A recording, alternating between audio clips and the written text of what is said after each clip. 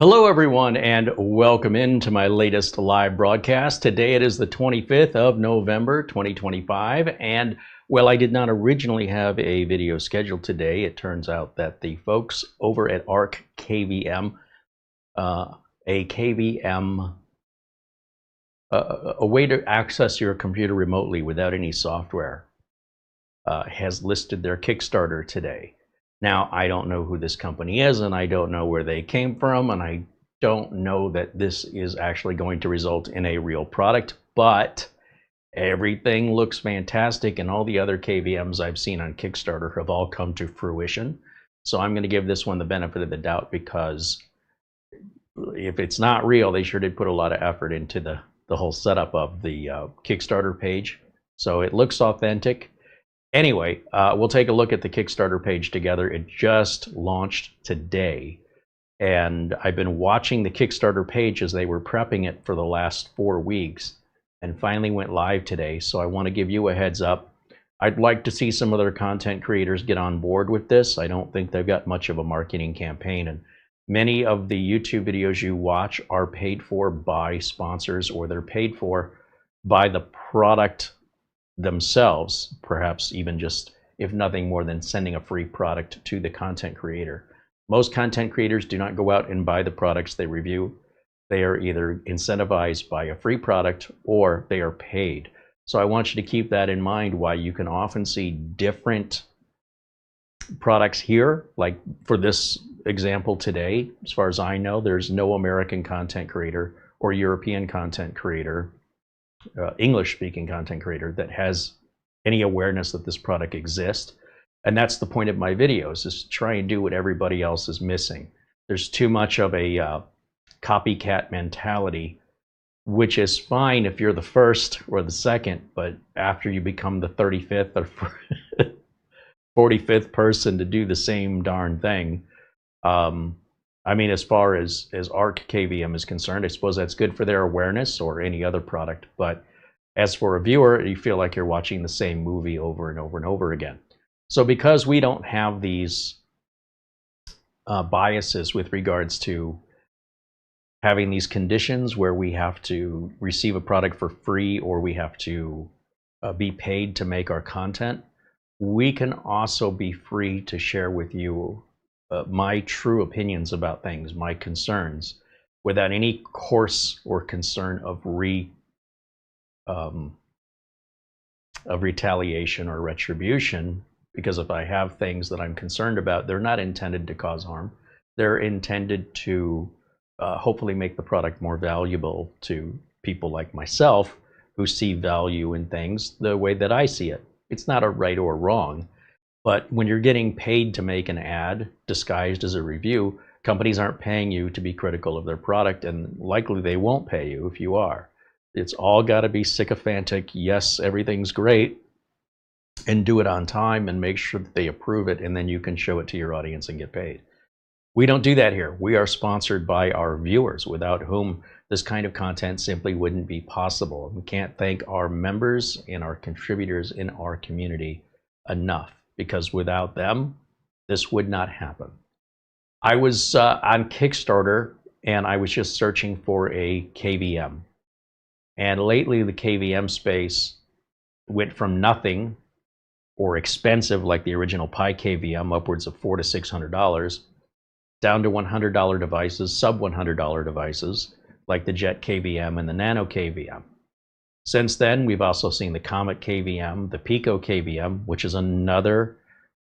The PicoKVM has very little budget, and most content creators don't even know what it is. We're running now on a second generation of KVM called the Pro version, so CometKVM Pro. I expect that to be shipped any day now, and within a couple weeks it should arrive, and we'll review it. The NanoKVM Pro was released pretty early, and they're still updating it and making it more functional. It's not quite there. It's where it's at right now. The NanoKVM Pro is where, in my opinion, it should have been before it shipped, because in its current state, it's still not finished, but at least they've got all the basic functionality in place. And that is an ambitious project, what they're doing with it, but A KVM should first and foremost work as a KVM before you ship it. Anything else it does should be secondary and less priority, but that's just my opinion. If it were my company, that's the way we'd run it. So I was on Kickstarter and I was looking for a KVM because, you know, look, if you wait for a manufacturer to reach out to you, you might wait forever. So we go out here and we search and we find the things we're interested in, and we hope that our audience is interested in it as well. And we go out and we pay for it. And so when it came to this Kickstarter, I did not become an original Kickstarter pledge for the JetKVM. I was very skeptical of it. And then once I received it and realized it was a real product and it was really, really good, I wanted to buy some more, and then the tariffs kicked in and we couldn't get them. Well, JetKVM.com now has them back available for sale in the USA, but at a higher price. Now that's usually the way it does work for Kickstarters. If you're an early pledge to a project, you get a discount. And then if you want to wait, then the price goes up. And then of course, when and if it goes out to be available for sale to the generic public at a website like Amazon or something, the price will be full retail. Plus, with the cost of the rising cost of RAM right now, it's about 5 times more money for the manufacturers at their cost to buy the RAM they use on their boards. SciPy just posted a tweet on this over on X, which basically states we were spending $8 for these LPDDR4 RAM chips, and now they're the same, are 5 times more money for the exact same thing, and so they're explaining why they're going to have to raise their prices. So that's the other thing about a Kickstarter, is they can often, you know, be locked into that price, and they'll make up for it if they end up losing money. They'll limit how many they'll sell at a certain price on Kickstarter, and that way, should there be unexpected expenses, they can still cover those expenses, and they'll make up for it by adjusting the price of the final product to help pay them back for what it cost them to reimburse their early investors. So the KVM allows me to log into a computer remotely without any software at all. And I have 2 KVMs here in front of me. I have the JetKVM and I have the PicoKVM. And the reason I brought these 2 out in particular, because we have the NanoKVM, NanoKVM Pro, and CometKVM, the NanoKVM Lite. I'm experimenting with all of them. And the JetKVM, because I was finally able to get some more, well, the price did go up, and they do ship from China. They take, for me anyway, in Phoenix, it takes 10 days from the time I order it until I get it to my front door. There's no surprise fees or anything like that. It's just like any other purchase with a longer delivery time than what you might be accustomed to at Amazon. They also started listing this on Amazon as well, still with a 10-day delivery time and a little bit higher of a price if you want that peace of mind to order from Amazon. But that's not what today's about. Today is about a brand new competitor into the space that might just rule them all.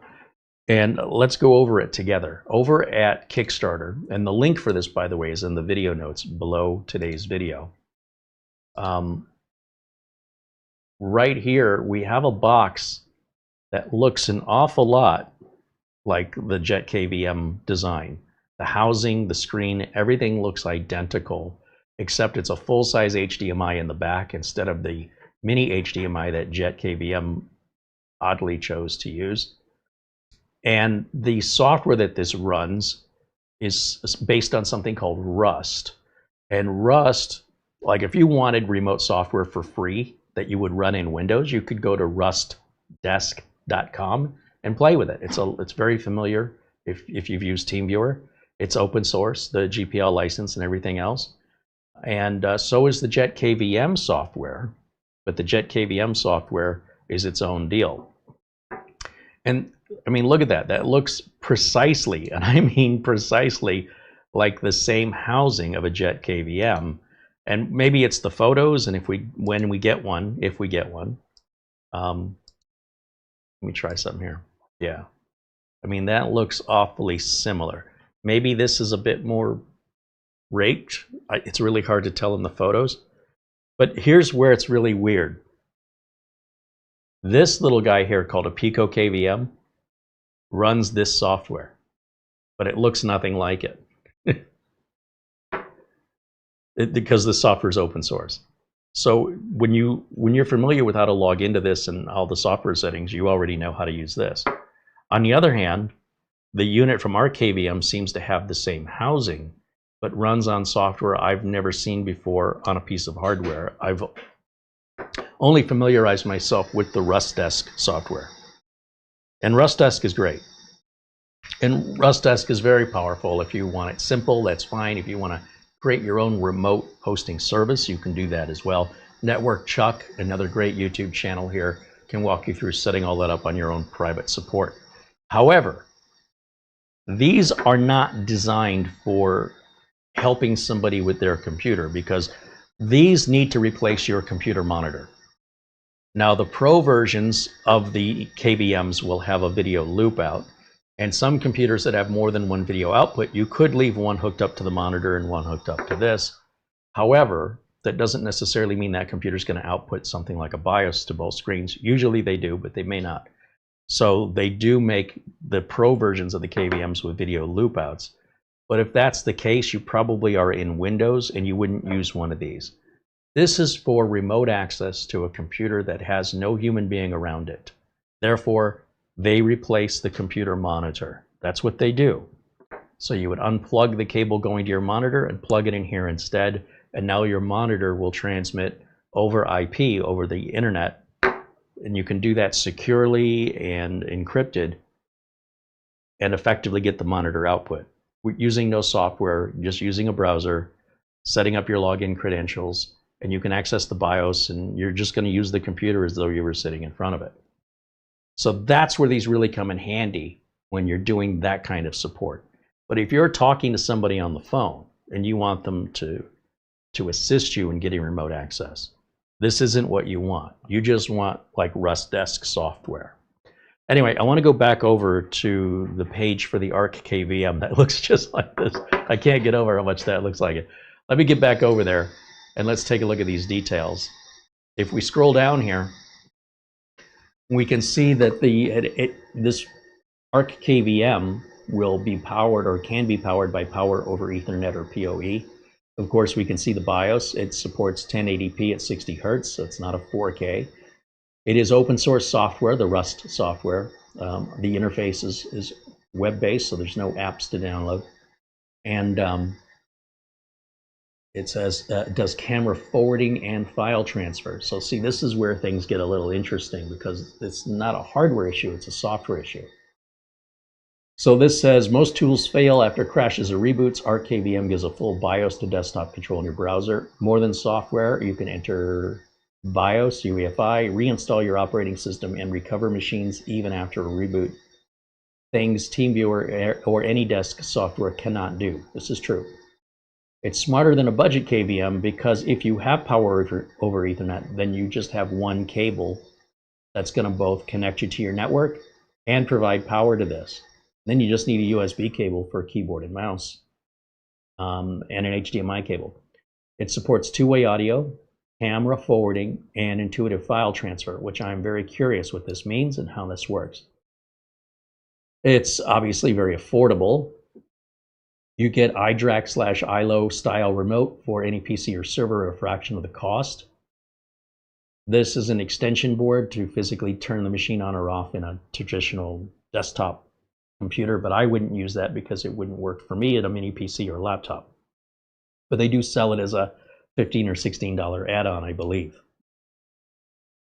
Everything about this looks so similar to the JetKVM, including the screen. I'm just blown away by it. It says it's crafted in Rust. So this is where it's different than everybody else. Everybody else is based on something like PicoKVM, or Cyped has their NanoKVM software.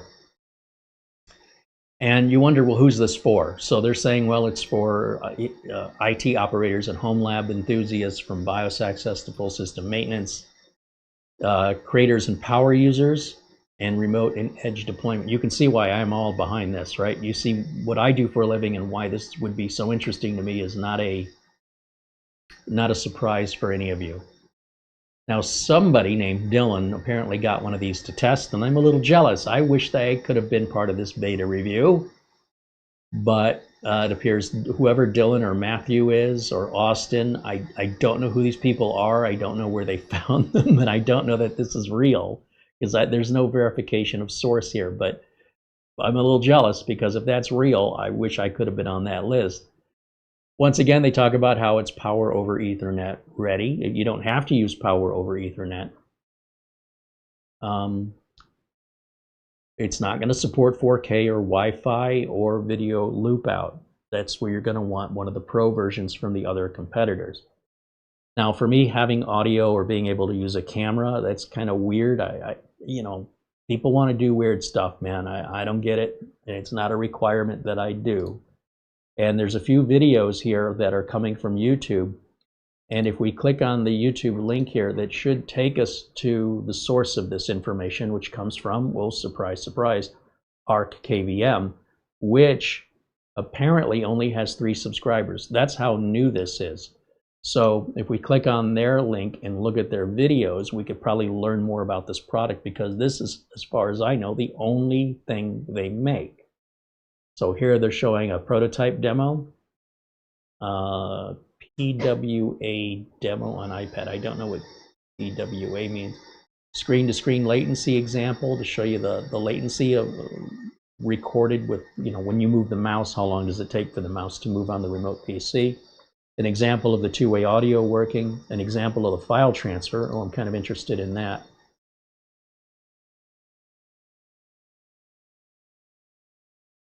Oh, I like that. So that's something unique to the Rust software. It looks like they're running this on a Mac based on the, well, maybe not. It looks like a Windows taskbar, but the windows look like the Mac minimize and maximize buttons. So anyway, if we scroll down here, they talk about the latency. And again, they're just embedding those YouTube videos as part of their Kickstarter page. And the good stuff is, of course, it's open source, crafted in Rust. It's open from the ground up, from system to app. Follow the update section or visit ArkKVM.com. Okay, when I tried this earlier, this site was not up. So there you go. You can go ahead and put your name and email in there if you want to be kept up to date with what's going on. And let's go back over here. There is optional cloud access if you want to use it. Here's what the inside of it looks like. So we wouldn't even have to take one apart. They've already done that for us. No active cooling, so there's no fans. It's completely silent. It's a metal body. I love how they're showing us the internals here. Full-size HDMI, that's where the JetKVM falls short for me. Everything else looks just like the JetKVM. Okay, look at the technical specifications here. It's a 32 gig eMMC. That's where the software is being loaded from and used. 256 meg DDR3 RAM, and that'll keep the price low. And you know, look, you don't need it that fast for something like this anyways. You don't need DDR4 or DDR5. It's just going to add more expense. It's a USB 2 port, so again, we're kind of stuck at this USB 2, which is a little bit slow, but still, when we look at the prices, it's how they can offer such a great value. In the box, just like the JetKVM, you're going to get the the USB-C to A cable, a USB-C splitter, and an HDMI cable, and then some kind of documentation here. Okay, so do they compare themselves to the JetKVM, or are they trying to hide it? No, they're right up front, and they're saying, here's the ArkKVM versus the Jet. You notice, for legal purposes, they don't say Jet. And they don't say Comet Pro, and they don't say Pro PicoKVM. What do we have? They're all supporting the JetKVM specifically. It lines up with so much of this, right? Same, the same, the same. But notice the operating system is Rust. Nobody else is using Rust. This is what I'm excited about. ATX power control, same. If it's extensible, yes, with a little difference there. You can mount virtual drives. That's the same file transfer. I don't have a Comet Pro yet, so I don't. Yes, we do have virtual USB drive emulation, but that's different from file transfer. Two-way audio. JetKVM is supposed to be adding that at some point. And the Pro versions, remember, the Pro versions are twice as much money. So it's expected on a Pro version. Camera forwarding, nobody does that as far as I know. And then PoE support. The Comet Pro, I believe, has a PoE version. And then look at the price. 75 versus 89 versus 120 versus nearly 400 on a PicoKVM. So here's the deal. When they say this is $75, they have to limit how many units they can sell because they don't know yet until they start manufacturing it what's going to change and what surprises may come up. So they're going to limit how much financial loss they can possibly have. So if there are 100 units available, reserved for whoever gets it first, you're going to save off their projected retail price of $115 once this thing is released, and let's say on Amazon, for example. If you miss that, your next opportunity is here called the Super Early Bird, which is $79, just $4 more. And when they run out of those units, that reserve, then it goes to $89, and then it goes to $99, and then you can order like a 2-pack at a discount, or a 3-pack, or a 5-pack. And then this is a little ATX power control board. If you do have a tower that you want to be able to physically power it on and off, you would need this $16 add-on board. And that will include both a full-size PCI slot cover or a low profile, along with the USB A to C and the serial, it looks like a telephone cord connector that plugs into the back of the KVM and then into the back of this unit here.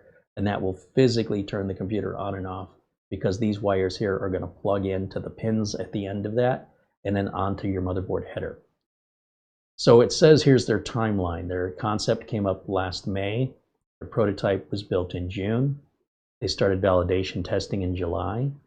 They did their design validation test in August, production validation test in October, started their Kickstarter in November, and they're expecting mass production in January, and shipping should start in March. So I've already jumped in and pledged my $75. I think it's another $16 for shipping or something. I think the total was $91 or something. A fair deal. I'm willing to risk it for the biscuit. And there's their facility. I don't know, that looks like an AI image, but I'm assuming all this is real. I'm skeptical. Now they are saying, look, we have some risks and challenges here, and this is true of all Kickstarters, and they're just being transparent about what they've got to do and how they're planning, what they're foreseeing their challenges to be. You want to read through that. And that's pretty much it as far as KVM news. And then here along the side, you've got your shortcuts to the individual sections here. And if you want to back the project, let's see what they have available. Did those 100 at 75 sell out? 41 are left. So they've already sold, just today when they started this, 59 of these have been sold, 41 remain. Once these sell out, you'll move to the next one, right? And then, of course, they're only selling 50 of those at that price. And then 20 of these at this price. And then they start going into the Kickstarter special. There's 50 of these available for $99. Then you get into the 2-pack and the 3-pack and the 5-pack. So if you're buying the 5-pack, this works out to about $76 a piece. And they're allowing only 20 of those. Somebody already bought 2 of these. See, 18 of 20 are available. Somebody bought 3 of these, or 17 of 20. Those work out to $77 each. Now, it'll be interesting to see what the next phase is. So let's say word gets out. It wouldn't take long for other KVMs to sell 1,000 units in a day. How many units are we looking at? 100, 150, 170, 220, 140, 160, 280 available slots to be filled. That's not the number of units, because this single one would be a five unit package. But that's a pretty modest start. And they'll obviously, you know, if word gets out about this, I think they're going to have no problem selling these out within the next 10 days. We'll see. But if people don't know it exists, then obviously it's just going to sit there ignored. So that's why I'm making today's video. You want to get in early on it, especially if you want to get that early pricing, you've got to be first. That also means because you're first, you'll be waiting the longest, as they don't expect to ship until March.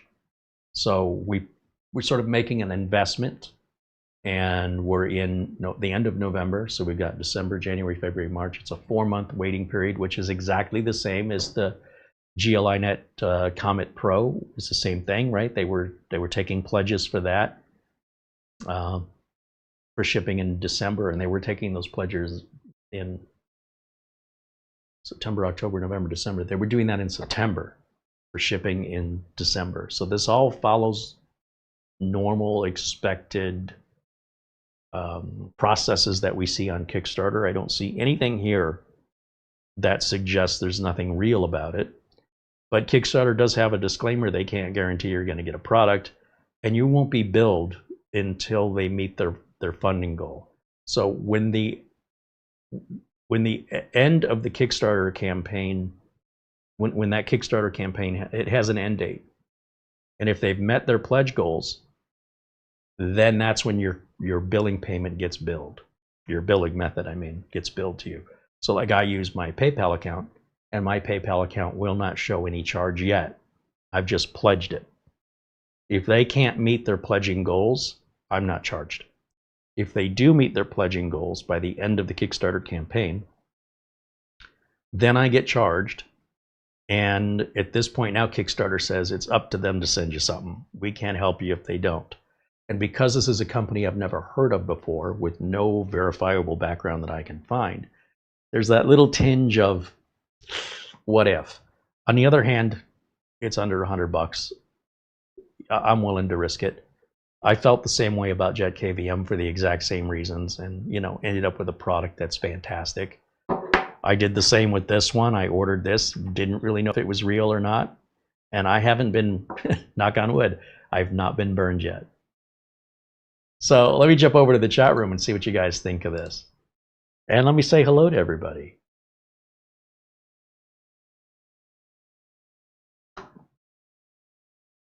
We scroll all the way up to the top here. Dustin Fuller joins us and says hello, along with Josh Kender and Eddie Casanova, or Francisco Oma. And Dustin Fuller renewed his membership, now a member for 42 months. Right on. Thank you, Dustin. I see Mark Baggett joining us, and Tony Aindow says hello. There's our friend Buster. That's Peter Laycock joining us from Scotland. He says hello to everybody. And the temperature right now in Edinburgh, Scotland, 33 degrees Fahrenheit or 0.5 degrees Celsius.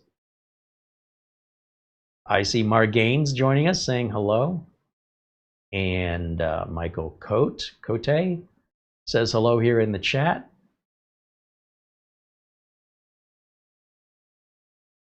I also see Joe Bush just became a supporter. Thank you, Joe. Welcome in as a supporter. We appreciate you supporting us here and becoming a part of our community. Darth Tater says, I literally have a JetKVM on the way. And, look, that's going to be a lot sooner than 4 months from now. But I'm very happy with the JetKVM. I think you're really going to like it. Chris Johnson says hello. Sam Lazar said, oh, he's asking about something else. I don't know about that. I'll let the chat room, I think that's a question for the chat room. So I'll let the chat room address that. Gary Bickle joins us and says hello.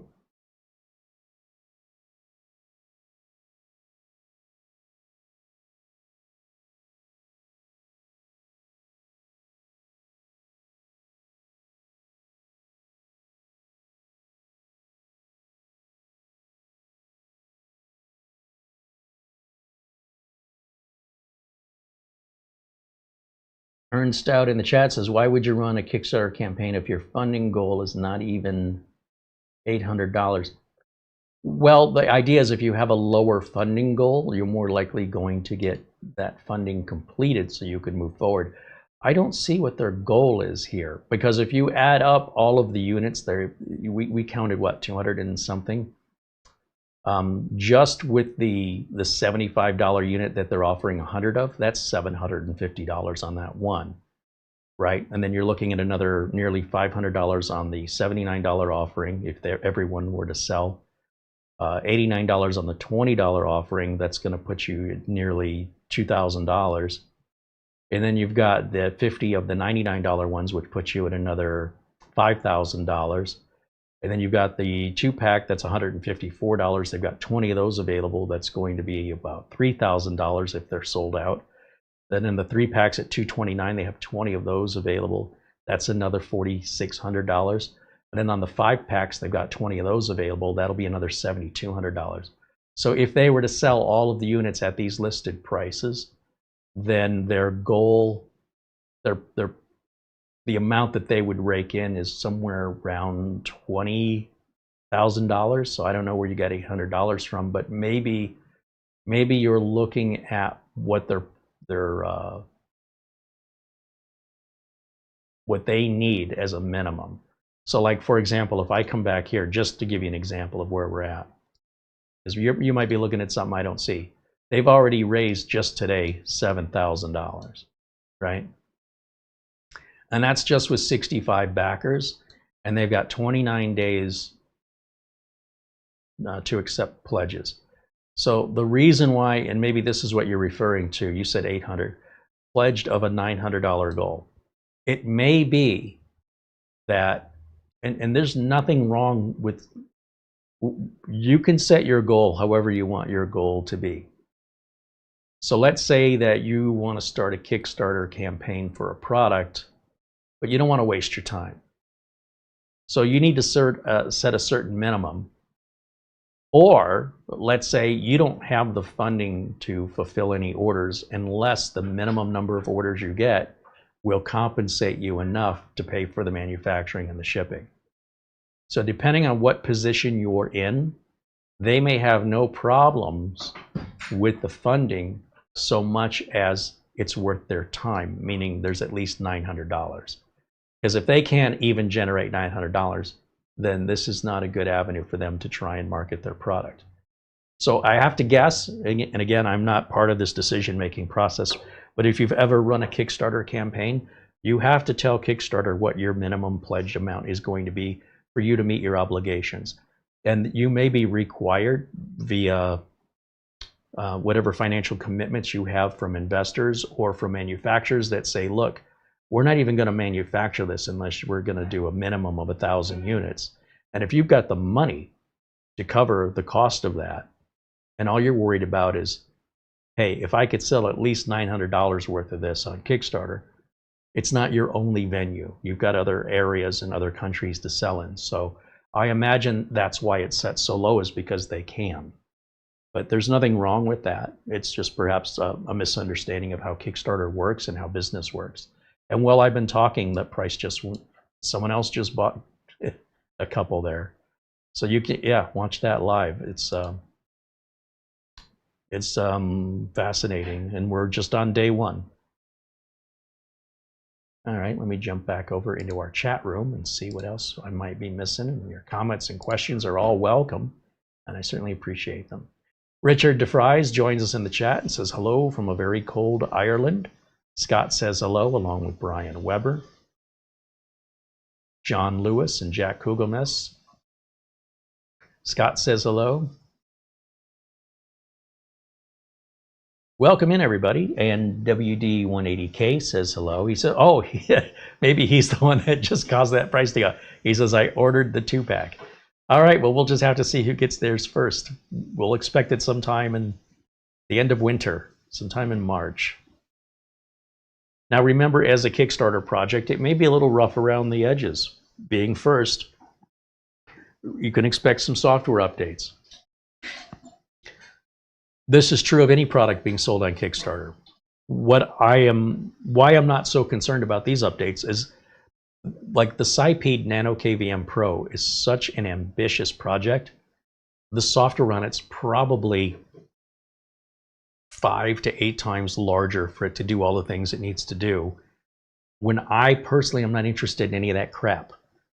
What I want is the Wi-Fi ability, the 4K video output. I don't even care about 4K through the network. That doesn't bother me. But the code is more complex and there's more things that have to be polished and fixed.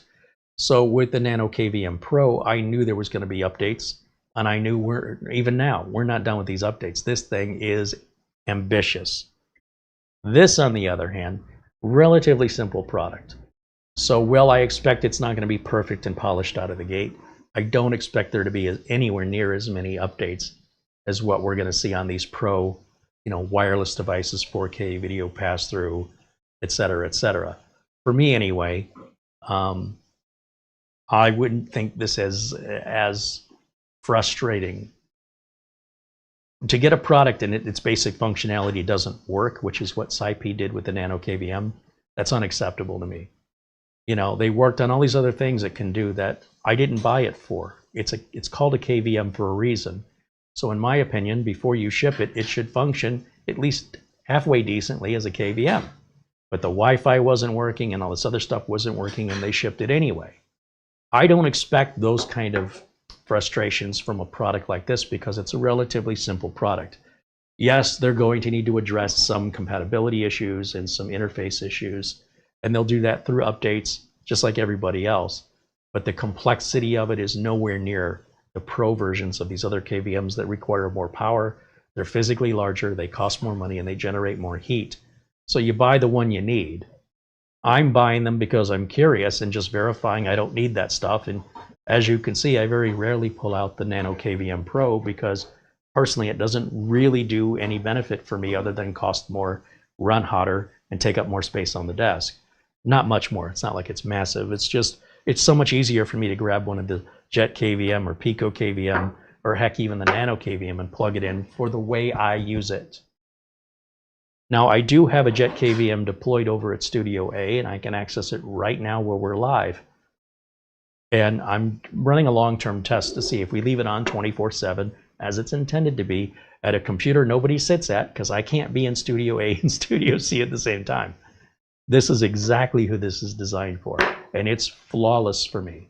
But if there's a way I can improve it, how would I know?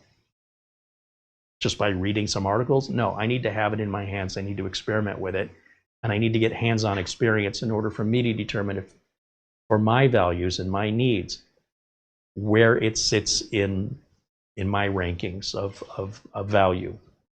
And that's why I'm so curious about it.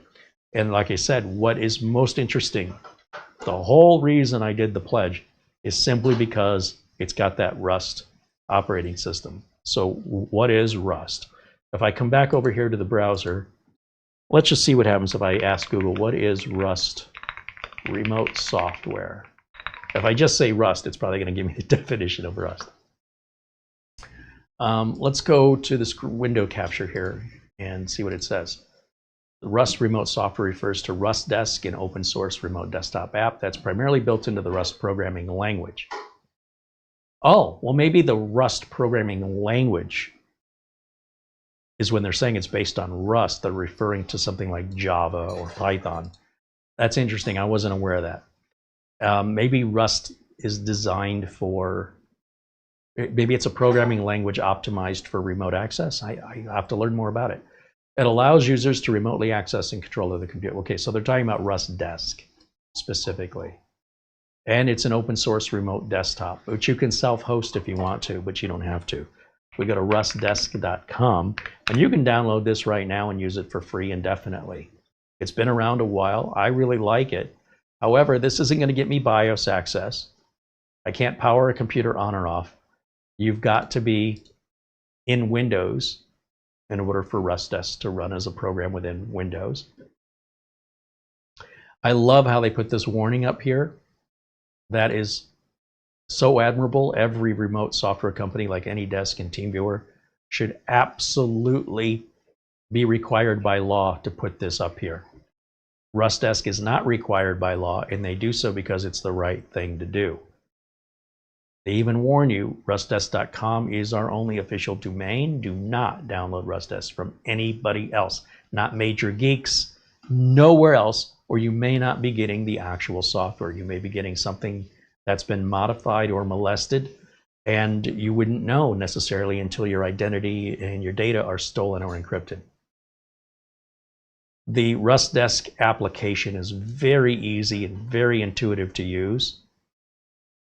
And you can pay for it, or you can use it free, depending on whether or not it meets your needs.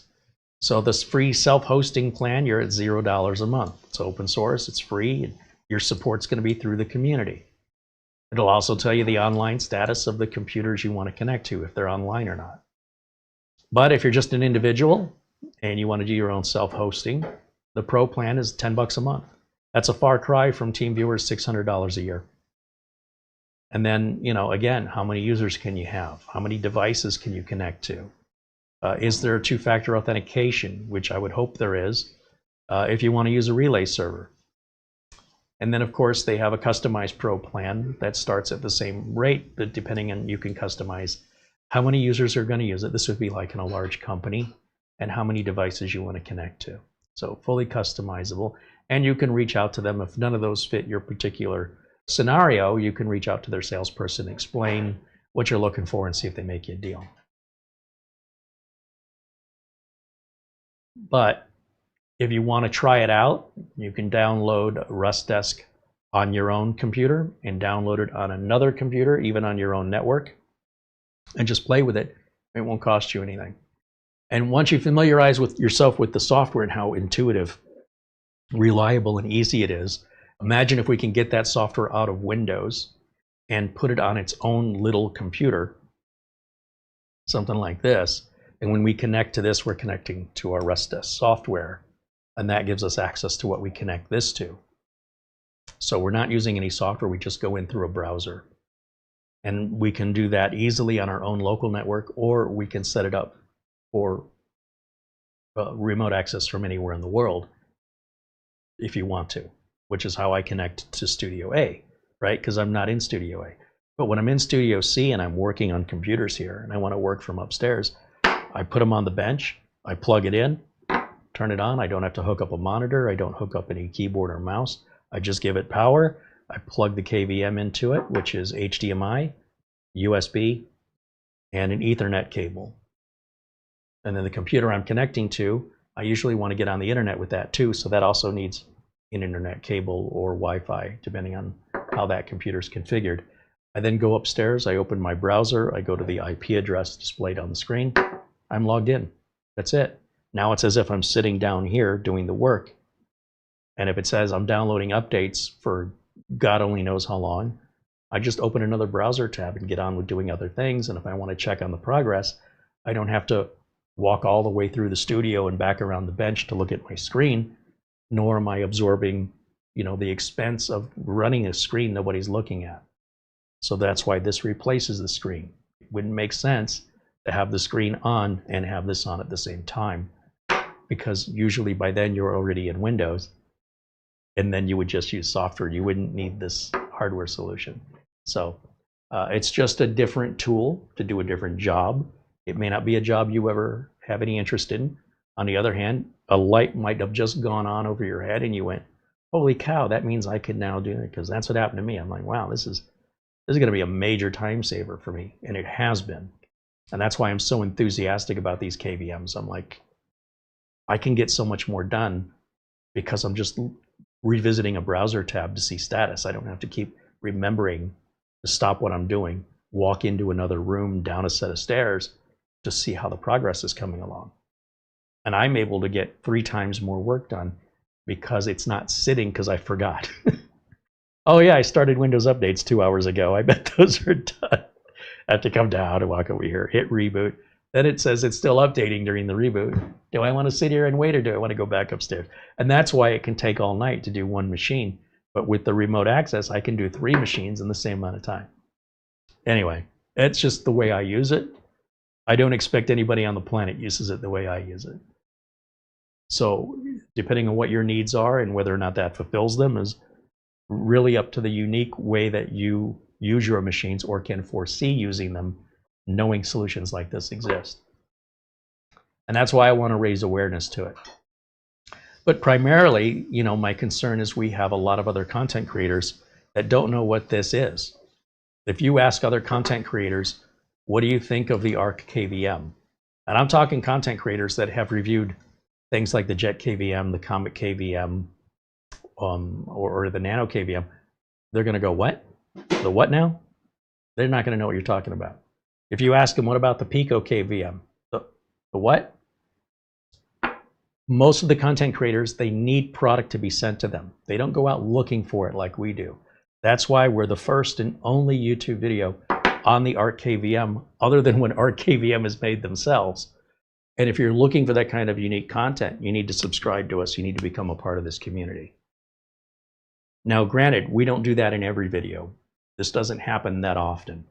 But when it does happen, I boast with a lot of pride that if people aren't quite understanding how this channel is different from other tech channels, this is a prime example.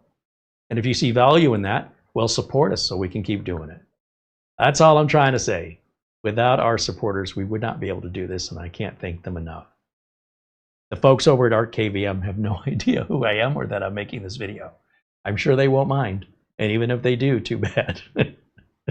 Because we're independent, we don't have those guardrails. There's no guardrails here. We're free to be honest and transparent with no repercussion. Or at least no negative repercussion.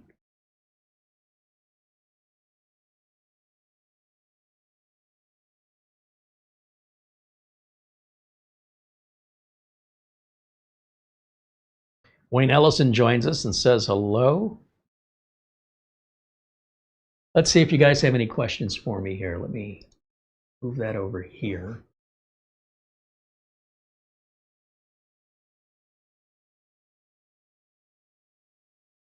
How fast is the Ethernet? Was on the ArkKVM?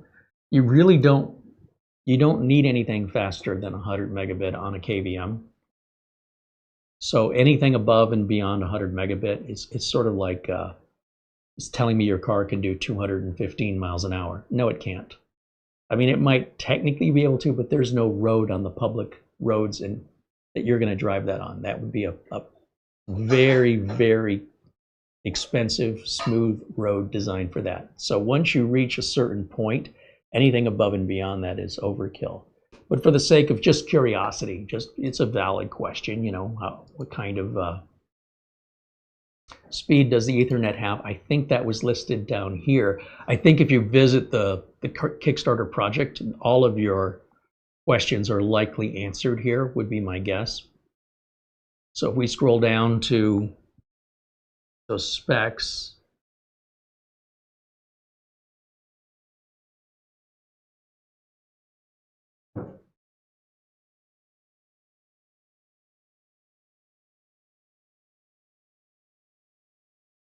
where were the specs at?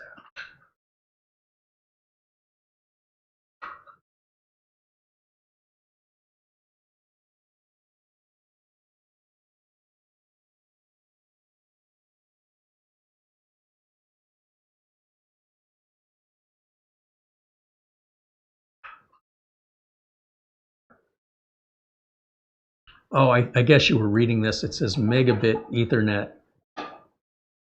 with power over Ethernet. And what is megabit? Now I understand your question. I didn't realize you were quoting something from the website. You just kind of talked in the middle of a sentence without really explaining what you're referencing. So now I'm on the same page with you here. So what is megabit? Okay, let's see what it says with regards to any speed. It's not mentioned here other than PoE.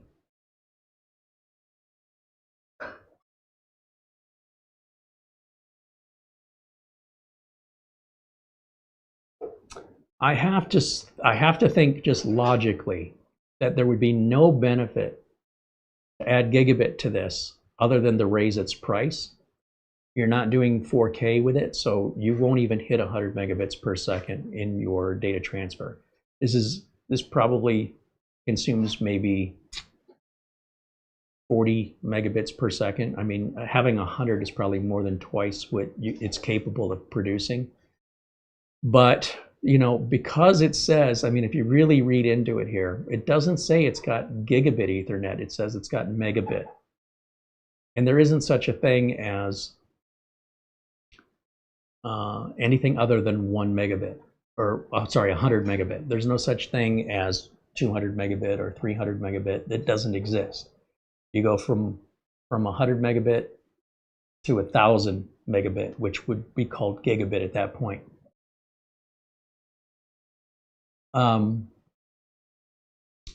So it looks like it's going to be 100 megabit, because I'm not aware of any other type of megabit that exists in Ethernet. And again, why would you spend more for gigabit if you're not even going to use half of a 100 megabit connection? All you're doing is adding expense and heat. So, but now I get your question. And yeah, it doesn't verify it here, but I wouldn't expect it to be anything other than 100 megabit. Now, if it was doing 4K, you know, maybe, but yeah, 100 is probably more than twice what it actually uses. So there would be no benefit to having anything more than that. If you're not using what they're giving you, having more of what you're not using is just adding to your cost.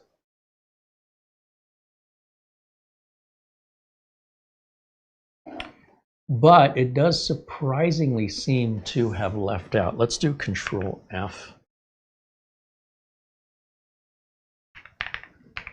And see if, yeah, that doesn't even come up. If we just search for 100, is that just showing anything other than quantities? What if we go to ArkKVM.com? I don't think there's any more information there, but we'll look. You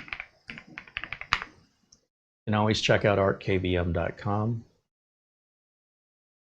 So there's a lot of talk about the PoE, but without the speed. It does support Wake on LAN, and of course, they talk about the milliseconds between when you move the mouse and when you see a response. It's a fraction of a second. And then again, we have these comparisons, and the speed of the network is not even listed, just the latency. And that's really where we're focused on these, is on latency. Obviously, if your network were too slow, your latency would be larger. But an interesting omission, and likely just an oversight. But good eye to catch that. All right, let me get back over to the chat room and see if there's other questions I can answer here. Sam Lazar says, how often do you buy a standard Windows 11 license key? Most computers have them built in. It depends if you're buying a computer or you're building a computer. When we're buying a computer, we have to provide our own operating system.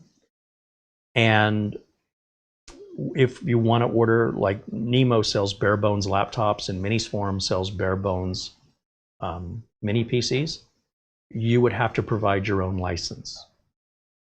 My primary source of income when my business started was to build custom machines for customers.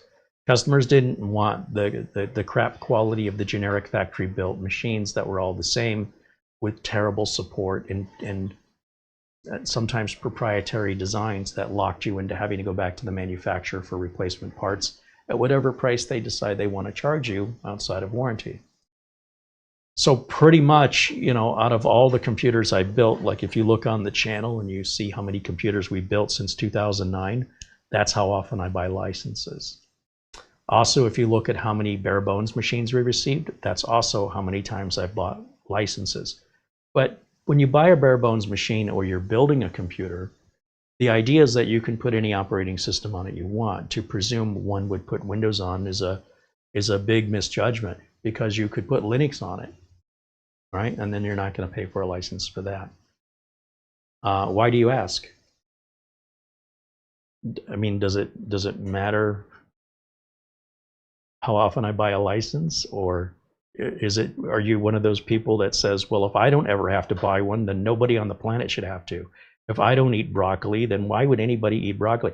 Because some people like broccoli. Not everybody thinks like you. So I'm not quite sure what the point of your question is, but I hope that answers it for you. But I'm really puzzled why somebody would care if it doesn't apply to you. And you're asking why it applies to me.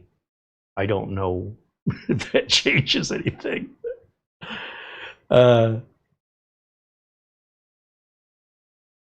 Let's see, do we have any other questions here I can address? Ernstrut said, Rust is a programming language. It's kind of weird that ArkKVM stresses this so much. Well, are you aware of another KVM that uses the Rust programming language? Because I don't believe there is one on the market, but feel free to correct me if I'm wrong. If that makes this KVM different, if you're just a regular person reading this, or even a technical person reading it, I want to know, why is this different? If I've already got a JetKVM and a PicoKVM and a NanoKVM and a CometKVM, why would I want to buy an ArkKVM? I don't need to know what's the same. I need to know what's different. And if ArkKVM is using the Rust programming language, then that tells me they have their own code, right? Their own remote code. Whereas this one is just a clone of this one's software. It's a clone. The NanoKVM, they're running basically a clone of their own software on both the Pro and on the regular NanoKVM. GLINet runs their own software, which is uniquely them and only them. And then PiKVM is PiKVM. So we already have all of these known software.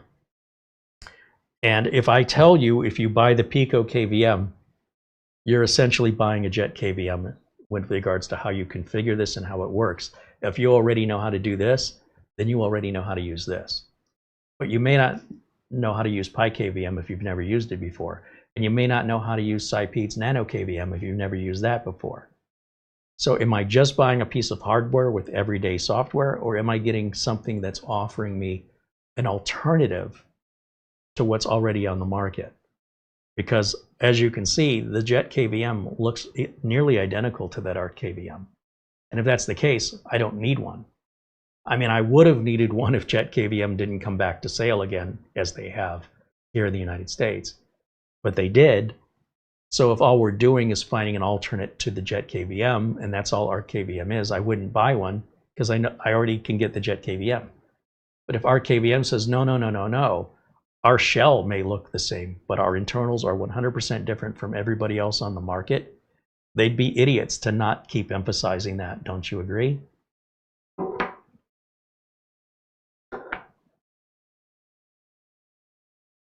I can't determine which one I prefer if I've never had it before.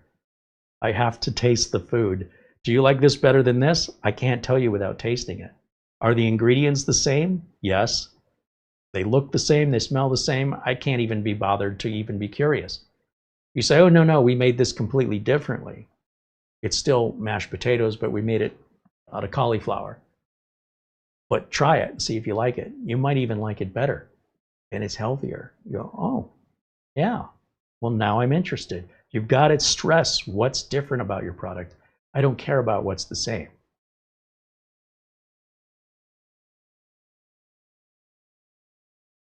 Brian Weber says, well, before 100 megabit, there was 10 megabit. Yeah, and before that, there was 2.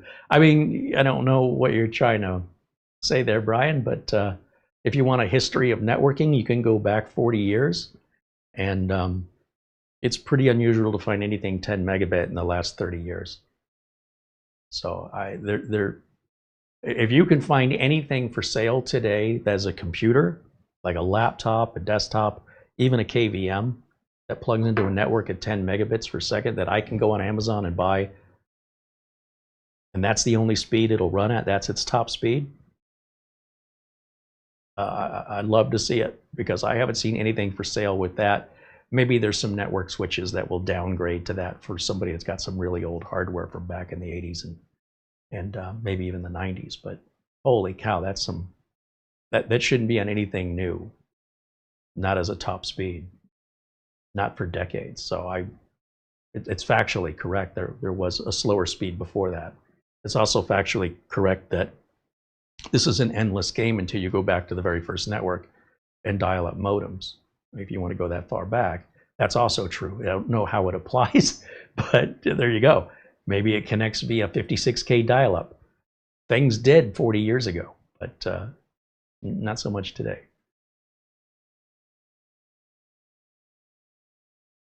And Brian says there was no point to my comment, just a fun fact.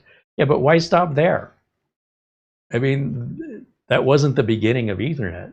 10 megabit, that wasn't the beginning. You got to go, if you're going to tell a story, man, let's go to the front. You just went to the previous chapter, but that's not the first chapter of the book. That's all I'm saying. Mats Olov joins us and says hello from Sweden. Sweden, right? Sweden.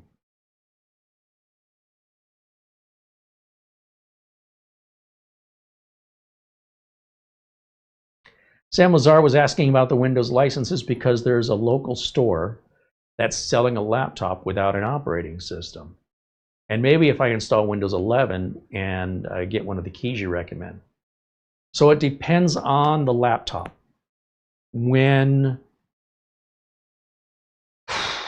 If you're buying a used laptop that had Windows previously installed on it, then when you put Windows back on it, it should automatically reactivate again. A lot of laptops even have the key built into the BIOS of the laptop. It's programmed in at the factory. So if I were at a pawn shop or a place that was selling used laptops, it would be safe to assume somebody had Windows on that at some point. And maybe the pawn shop doesn't know what to do with it because they sell lamps and coins. They don't know anything about computers. So they'll sell it to you and it's your problem. So when you download Windows 11 for free from Microsoft and make bootable media, you go to install Windows 11, it may never ask you if you want Home or Pro because it's already got a key in the BIOS and it will automatically self-activate. On the other hand, if it does ask you during the install if you want Home or Pro, try one and try the other. If you install Home and it asks you for a product key, say I don't have a product key and go on with your install. Once it's done, go to Windows Update, see if it self-activates after your first reboot. If it doesn't, wipe it clean, do it again with Windows 11 Pro, follow the same steps. One or the other, it should self-activate. I can't imagine how anybody can remove the key off of that laptop. Or that laptop never had Windows on it, which seems unlikely, but maybe it was some kind of Linux, or if it's a Chromebook or something, then you're out of luck. But I can't imagine that you would need a Windows key buying a used laptop. This seems highly unlikely, unless, of course, it's a Chromebook. Sam Lazar said this is a new laptop. What's the make and model of the laptop? The only company I know that will sell you a laptop without an operating system is Nemo. Is there another laptop company that does that? And if that's the case, you'd handle it the same as any other computer that was sold what we call bare bones, meaning you would provide your own operating system. Now, in bare bones, you also provide your own RAM and storage. So I would prefer you weren't so vague and secretive with whatever you're withholding, and I wish you would be fully transparent that you are considering buying this make and this model of laptop, and you want to know how you would go about the OS. But instead, for some reason, you started asking me about Windows keys, and we're working. It's like I'm reading a book backwards to the beginning. It's sometimes a little bit frustrating when the question you're asking wasn't really what you're asking, and I'm just trying to get to it. So you're considering buying what make and what model of laptop that's sold without an OS. Let's start there, because I think you're not asking the questions to the answers you want. That's what I think is happening. And I'll try my best to provide the right direction for you. But you're assuming a direction, and I don't think it's a direction you're interested in going in. So, you know, with more information, I can be more specific. He said it's a white box laptop called Aftershock X16 Pro. Okay, so if I look that up, because I've never heard of this company, let's take a look. Aftershock X16 Pro laptop. This may be something local to your country. I don't think you're in the US, but maybe I'm misunderstanding. Aftershock, let's go to the page together and look at it.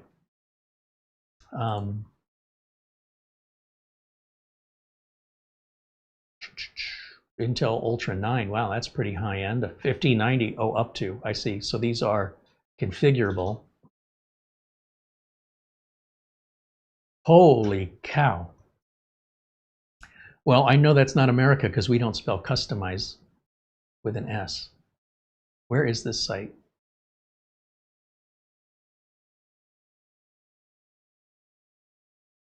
Oh, they're in Singapore. Okay, okay. Everything's a little strange for me in America because this isn't how we do things here. But okay, so let's say you wanted to customize this. There should be an option for you to tell them what operating system you want in here. Usually with white box manufacturers, it's an option, and it's always cheaper to go with them than for you to provide it yourself. They can get this RAM cheaper than you can because they're buying in bulk. They can get the graphics chips cheaper than you can because they're buying in bulk. And likewise, they can get software licenses far cheaper, just as Dell and HP can, than if you and I bought it ourselves. So somewhere down here, you know, of course, they want to sell an extended warranty, a battery warranty, operating system. Your best bet, in my opinion, you see these prices, this $202, I don't think that's a US price. I might be wrong, but this seems to be way out of whack. But base means it's already coming with it. Base means that's already built into the price. So I don't think it's anything you have to worry about. It sounds like if you order from here, you're going to get the operating system, unless you're ordering it without RAM or storage, in which case you would provide the operating system of your choice, and it would be your responsibility to bring your own OS. Wherever you source that, whether it's Linux or Windows, Home or Pro, that's entirely up to you. But it's nearly always cheaper. See here it says $39.49. We're referring to the Singapore dollar, or SGD. So when we're looking at SGD to USD, they're about 77 cents on the dollar. So if I was curious at what 202, that's still pretty pricey for Windows 11 Pro, knowing we can buy that for like 20 bucks, you know, with our seller. But the fact that Home is built in, I can't understand why anybody would want Pro, to be honest, unless you're using it like you're buying for a company, a corporation. For a home user to need Pro is usually, in my experience, is a want. It's not a need. And when you ask people, what is it about Pro you're going to use? Most people can't answer that question. They go, I don't know, isn't Pro better? That's usually more times than not what I hear. So if you can't articulate exactly what Pro is going to do for you, I wouldn't waste money on Pro. My laptop that I rely on every single day is Windows 11 Home. I can't tell the difference. I don't know how anybody knows if they have Home or Pro without physically going and checking it. But there are a few people out there that may use some of the Pro features, but it's very, very unusual outside of a corporate environment when you're in, and usually the corporation decides what you're getting. You don't get to decide what computer your employer tells you you're going to be using at your job. So that's why in my world, this is a huge non-issue with regards to Home versus Pro. And if the machine's already going to come with Home, at least as far as I'm concerned, and every customer I've ever met in my life, outside of the internet and internet enthusiasts, no one has ever asked for Pro that needed it. And I try and talk people out of it. And sometimes people just, they have this emotional thing and they're willing to spend their time and money to do an unnecessary upgrade. And it's their choice. I mean, it's not going to hurt anything. It's just a big waste of time. But nobody's paid me in years to convert a computer from home to pro. Got to be over a decade. That's something people do at home themselves. It's not really something we do in business, but I don't have a lot of experience for that reason of that particular scenario. But that's just my story.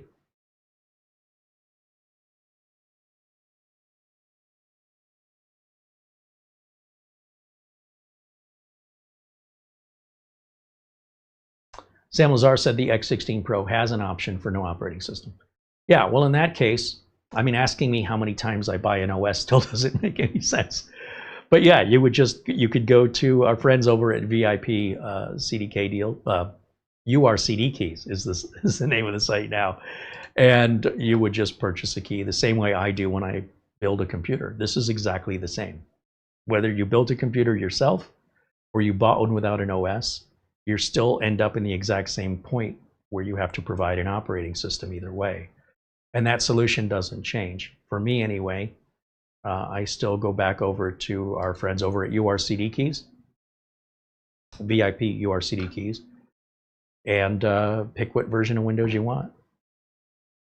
Put in the coupon code CARRY, you'll get an additional 25% off. And within minutes, you'll get your code and it activates and you're done. Super easy. So what I encourage most people to do is to simply run through the experience. So many people, they want to put on elbow pads and knee pads and protective clothing before they step outside. Grab an umbrella and some galoshes and gloves. Just take a step outside first. See what the weather's like and how it feels to you. Because I'm wearing a coat doesn't mean you need to wear a coat. Basically what I'm telling you is I strongly encourage you, if you're interested in having the experience, go forth. And if you get stuck anywhere along the line with anything other than your imagination, when you're actually trying to overcome an obstacle, reach out to us and we'll help you. Because I truly believe if you actually do what you're talking about, this would have already been done before I finished the sentence. You wouldn't have needed to ask any of these questions because the answers would have become obvious when you're actually doing it versus imagining doing it. So I encourage you, if that's a decision you want to make, this shouldn't even be a thought. This is a nothing, big nothing. If you've ever seen me build a computer before and install an operating system, you will do the same. And if you don't know how to do that, then my recommendation would be, if it makes you nervous or it gives you anxiety, why would you do that to yourself when they offer the operating system? Just buy theirs and you don't have to cross this bridge. It's for you to choose, but I wouldn't have any anxiety. If I had anxiety over it, I'd simply not do it. I'd just say, let them do it. But that's just the way I see the world. You know, if I was concerned that I may not be able to do that, and this is an expensive laptop that is going to be useless without it, I wouldn't roll those dice. Especially if you don't live in Singapore and they're going to have to send this from one continent to another. You're going to be waiting a while to get it. You're going to be paying for the shipping, and you may end up paying for the shipping to send it back. For all that trouble, maybe just get it with the OS on it already. Be done with it. But if it is something you want to tackle yourself, then I encourage you to do it. Because I do believe it's just, you're going to run through it like it's nothing. And if I'm wrong, reach out at the point you're stuck, and we're happy to help you over a specific issue, but not over an imagination.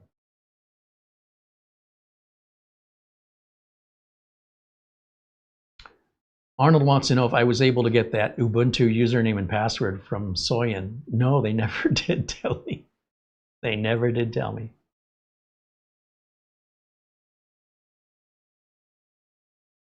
John Downey said if you handle personal identifiable information, the data has to be encrypted. Well, again, that's not for you to decide.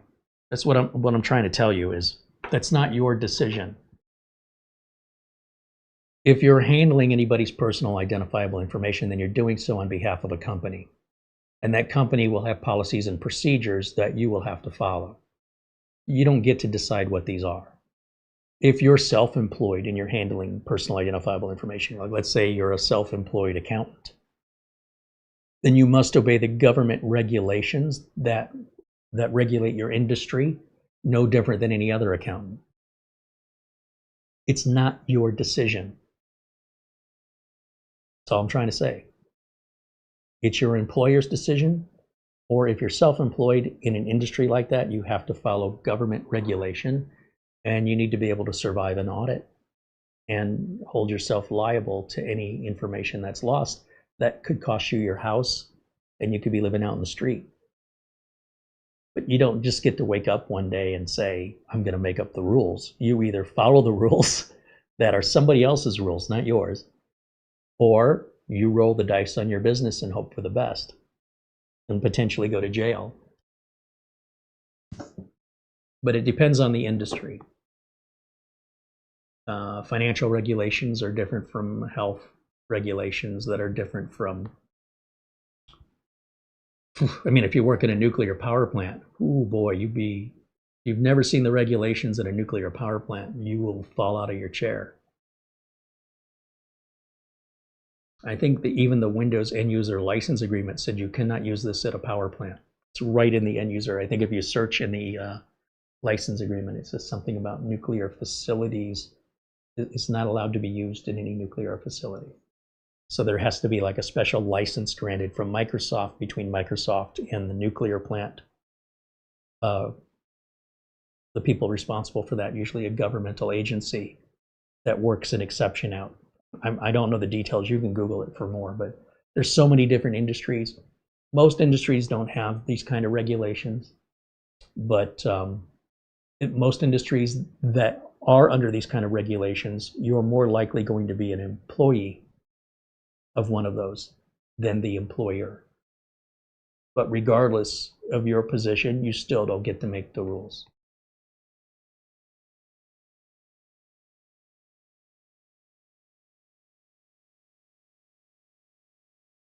Sam Lazar said, I have installed Windows 10 and 11 more times than I can count, and I've only used a key once. Yeah, well, that makes sense if you're buying machines that are already built, because the keys stay tied to the motherboard. So when you buy a key from URCDKEys, or URCDKEY, VIP-URCDKEys, when you buy a key from them, it stays tied to the motherboard forever. That's why the keys are so cheap. You can't move them around. The good news is you could probably buy 10 keys for the cost of one. So unless you're moving it around more than 10 times, you're still saving money, even if you had to buy multiple licenses for different machines instead of moving one license off of one machine to another, because that leaves that other machine without a license and someone's going to pay for it. So anyway, so the key stays tied to the board. And anytime you build your own computer or you provide your own operating system, you'll need to provide a key. If the OS has been provided to you, then that should have included a key at time of purchase when we're talking about a laptop, desktop, mini PC. Sam says Aftershock has a store in Melbourne, Australia. Okay, well that's good. So you don't have to worry about paying for any shipping. Make sure they have a decent return. And I don't know anything about them, so hopefully you'll do your research and reviews.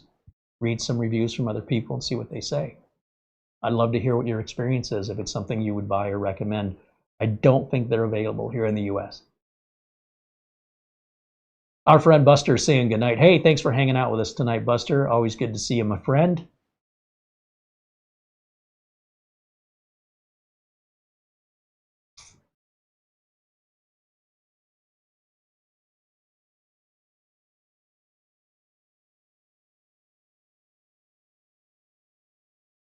Mark Leibowitz says the most likely reason Windows would ask for a product key during installation on a laptop would be if someone's trying to install Pro on a laptop that came with Home, or vice versa. Agreed. Yep.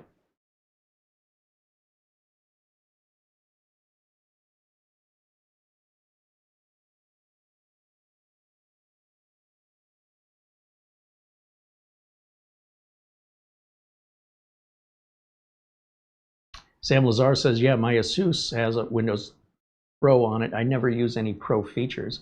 Why would you? Most people couldn't even name a Pro feature, let alone justify any use for it. But if those people do exist, they're here on in the internet is where they are. They don't exist in regular society, not from my experience. They only exist in enthusiast forums. And that's okay, there's nothing wrong with it. It's just I don't make my money that way, so I don't. I mean, look, if I got somebody who likes to eat food, but they don't want to pay for the food, and I'm a chef, and I need to stay in business by selling food, and somebody wants to tell me about, oh man, I wish you made clams. Well, I don't make clams. Yeah, but I really like to eat them. Oh, well, if I made them, will you buy them? No, I make them myself. You know, it's just wasting from my perspective, what are we doing? Go make them. So that if I seem very dismissive about it, it's because there's nothing in it for me to go that direction. And if I continue going that direction, I won't have a business anymore. So I have to be very careful to, you know, be able to provide the service I provide and make it clear of services I don't provide. If somebody says, hey, you did a really good job unclogging my computer, now can you come do my toilet? No, I'm not a plumber. We really like the quality of your work. We'll pay you your regular hourly rate. No, thank you. It's not what I do. Oh, you're better than a plumber. Is that it? Okay, we're done. You know, it's like, go get a plumber to do your plumbing, get a computer guy to do your computer, and find a cardiologist if you're having issues with your heart, and find a psychiatrist or a psychologist if you're having problem understanding socialization and community. I don't know what else to say. If I could prescribe you something, I would. I'm not allowed to do that. We'd all be on something, especially me.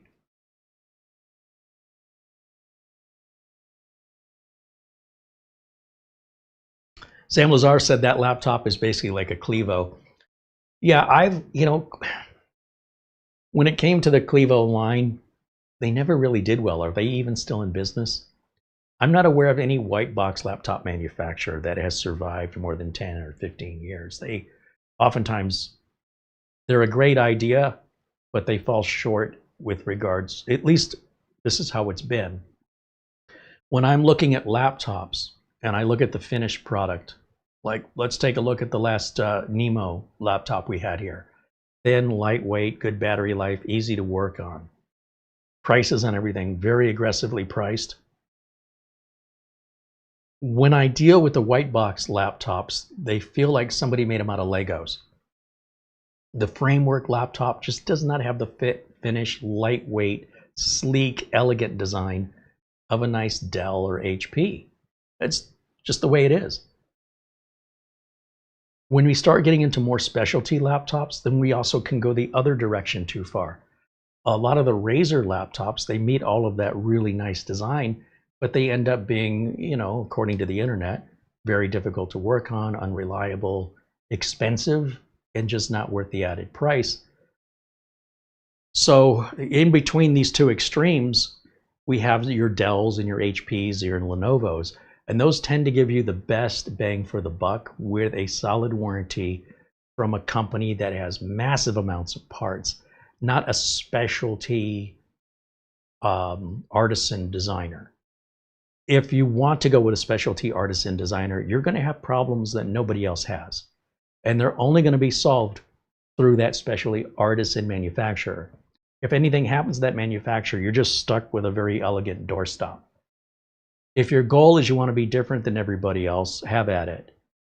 But if you want the kind of support that and the kind of pricing that comes along with mass manufacturing, you need to get up to the level of Dell, HP, Lenovo, maybe even Acer and Asus, in order to reach a level of quantity that these manufacturers make that, you know, they're not going out of business anytime soon. They build millions of computers, and most of the time you can get parts for them, even if it means going on eBay. Like if you have an 8-year-old Dell computer, we'll try this as an experiment, and you need a battery for it. You can probably go on eBay or Amazon and find parts not just battery. You could probably find parts, including somebody's got a broken laptop, but maybe you need a keyboard and you're willing to pay for the whole laptop for $100 because you can't get the keyboard otherwise. What are your odds that when your warranty runs out and if this laptop company goes out of business and you've got all this money invested into this artisan manufacturer, aside from the RAM and storage, how are you going to source a battery? How are you going to source any parts like from the cooler? If you go on eBay looking for one of these used, they probably sell one laptop for every 3 million laptops Dell sells. That's not an exaggeration. So you're locking yourself into like owning a Maserati. You could buy a Maserati, and Maseratis depreciate very quickly. Nobody generally wants to buy a used Maserati. So that $100,000 Maserati you could pick up 3 years later for $30,000. You'd say, look, I got a luxury car for 30 grand. Look how smart I am. The problem is, when you try and get any work done, trying to find the parts, finding the price of those parts, you're locked in because there's not much to choose from. You have choice A or nothing, and this is the price and you'll pay it. You say, well, brake pads on my Honda are $30. Brake pads on the Maserati are $2,300. Well, that's because you bought a Maserati. An oil change on my Honda is $60. An oil change on my Maserati is $700, $800. Yeah, not such a good deal now, is it? You still have all the maintenance costs and restrictions because you bought a unicorn product. And if you like that, have at it, but know what the future holds in store for you. That doesn't necessarily apply to anybody buying from a major name brand, like when it comes to laptop, Dell, HP, or Lenovo, or your three big ones. So when it comes to longevity, if the reason that Maserati is 3 years old is because somebody leased it, they didn't buy it, and after they drove it for 3 years, they gave it back to the dealer, got another car, they're going to drive that one for 3 years. You understand why there's a bunch of 3-year-old and 4-year-old cars. They were leased, they were never purchased. The lease owner doesn't have to deal with any of the maintenance because they're always under warranty. And when things start breaking after 3 or 4 years outside of warranty, it's somebody else's problem because that leasee just got another new car under a new warranty with all new parts, new tires, new brakes, new everything. That car is somebody else's problem. This is what's going to happen, or what is likely to happen when you buy a white box laptop. You're going to be locked into a system that nobody knows except that manufacturer. You'll be locked into parts that nobody makes except that manufacturer. And your options are going to be very limited because that manufacturer is unknown. Trying to source any parts outside of your warranty is where your challenge is going to become more challenging. Not to mention that laptop is probably not as sleek, and it probably doesn't have the value of a major name brand. It probably doesn't have the support structure, the number of employees, for example, in support, because it's a smaller company, so they're going to operate with fewer employees. So who knows what sort of turnaround time or quality of service. Could be great, I don't know. But these are the dice you're willing to roll. Roll them. I wouldn't do that to a customer. There's no way I would ever do that to a customer. You want to do that to yourself? I mean, have at it, but just set your expectations. If you're just planning to replace this laptop when its warranty's over, not a problem. But if you want to keep this laptop for 10 years, I wouldn't count on it. It might, but I don't know what recourse you have if it doesn't, versus the other manufacturers where there is recourse. Even if it means going on eBay and buying broken ones to use for donor parts, you're likely not going to have that with this. Maybe you're lucky and you find somebody selling one, but it's not like you'll have your choice, and it's not like it's probably going to be cheap. I don't know. It could be because nobody wants it. That's a hard thing to determine. But if it's a laptop you're just going to have for 2-3 years, it's fine. But once you go beyond that, once you go beyond your warranty, to spend that kind of money, me personally, I wouldn't put my company's reputation on an artisan manufacturer unless I had already a long-term established relationship with them. So that just food for thought.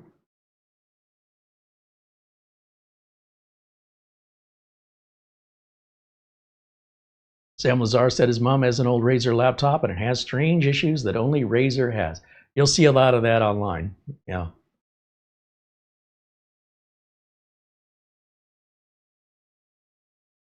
Barry Klein said, I thought about buying a Maserati. I found it cheaper to invest in a paper shredder and sending it $100 bills through it. Well, that's the mistake these car enthusiasts will make. They'll say, look at what a great price I got out of the Maserati. And you go, wow, that's an amazing price. I mean, they got a Maserati that's 3 years old like new for less than the price of a new Honda.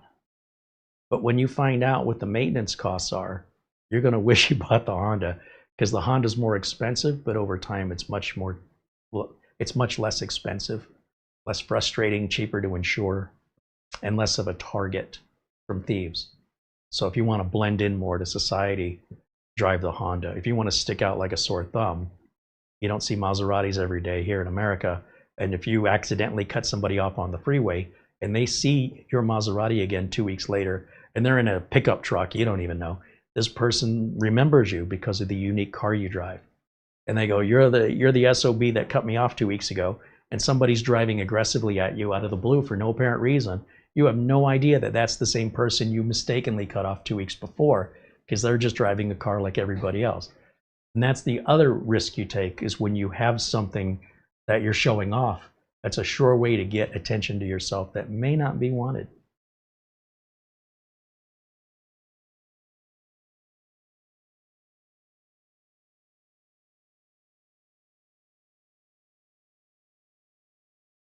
Elijah Dickens joins us and says hello.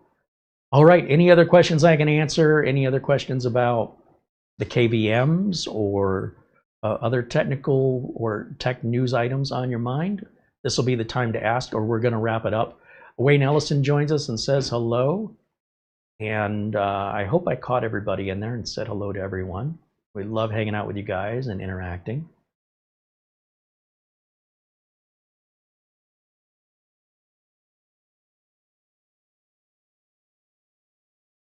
Mara is in the kitchen working to feed an army on Thanksgiving Day, I suppose. I don't know where the army is, but I guess I don't have all the information. You're cooking for an army in there? Much. You started cooking yesterday, you're cooking today? I started cooking Monday. Was yesterday Monday? Sunday. So you were cooking Sunday, cooking Monday, cooking today, and tomorrow. cooking tomorrow. Tomorrow's going to be easy because I'm just making salad. Today I'm getting all the heavy lifting. She's stirring a pot while she's talking to me. No, I'm stirring. Who's all this food for? I'm stirring homemade buttermilk. Oh, homemade buttermilk.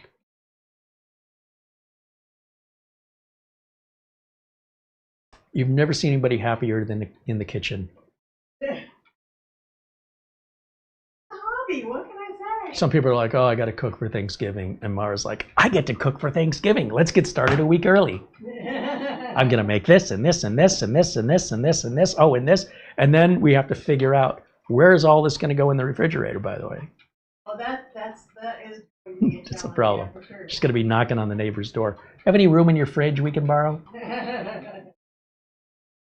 Forget the cookbooks. And it's been warm outside. It's not like you can just put it outside like most people this time of year. I was shocked. Like, as of right now, it is fairly warm. It's in the upper 70s. It's going to be that way all week. It's like freezing in the morning. It's not freezing in the morning. It's comfortable. Trust me, it's pretty chilly. Eat a sandwich. Put some meat on your bones. All right. Let's see. Scott says, thanks, Carrie and Mara, for the live stream. Happy Thanksgiving. Michael Warner says, most people don't think of the cost of ownership. Yeah. I'd love to have somebody else's Maserati. I also love being on somebody else's boat. These are expenses I don't want. But I'd be happy to participate if somebody else pays the bill.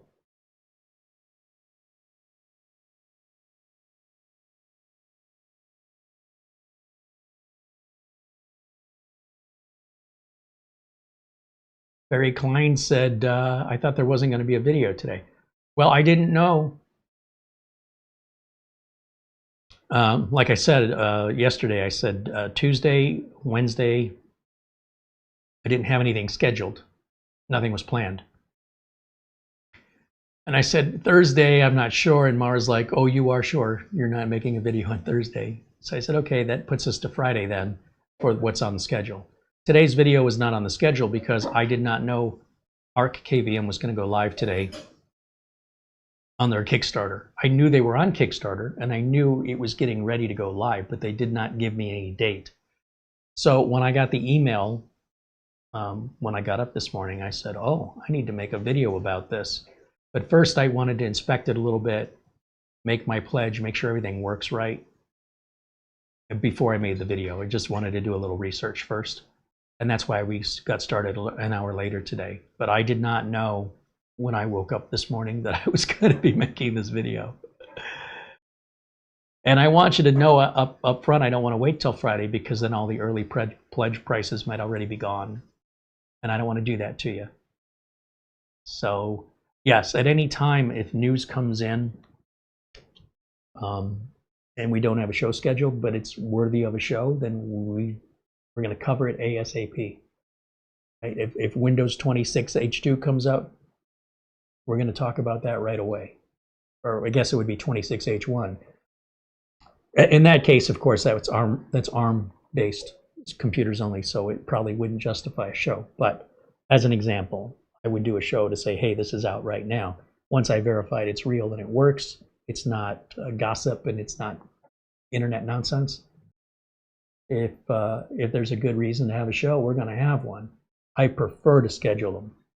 But there's what I want and there's what I can have. So yeah, flying by the seat of our pants. But what would you expect from a guy who shoots live videos unedited in one take? You'd expect nothing less, right? It kind of, if the shoe fits kind of scenario there. Typical carry is what I'm trying to say.